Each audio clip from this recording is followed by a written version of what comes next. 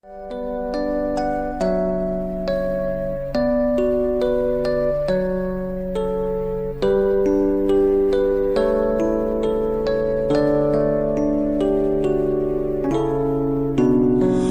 นี้ที่ผ่าน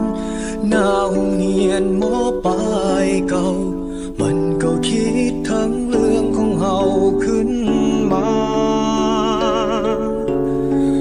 ทั้งเรื่องมันแสนนาน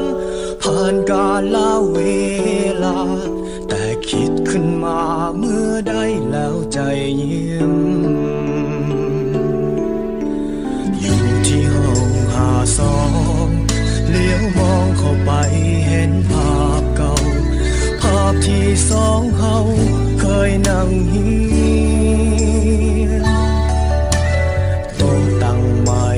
เก่าๆที่เฮาเคยใส่นั่งขีดเขียนข้างฝาห้องเฮียนเขียนว่า I love you คิดทั้งชีวิตมอ5คิดทั้งคนฮักตอนมอ5คิดทั้งวันเวลาเก่าเล่านานอยากกลับไปอยู่มอ5อยากกลับไปเป็นเด็กมอ5กลับไปเรียนวิชาภาษาใจพอกลับมาถึงบ้านลองค้นภาพถ่ายเมื่อวันวานเห็นภาพสองคนนั้นกับเพื่อนฝูงทุกคนยิ้มแย้มแจ่มใสยังจำตอนนั้นงานปีใหม่ทุกคนนั้นห่วงใจออกเงินจัดงานอยู่ที่ห้อง52เลี้ยวมองเข้าไปเห็นภาพเก่าภาพที่สองเขา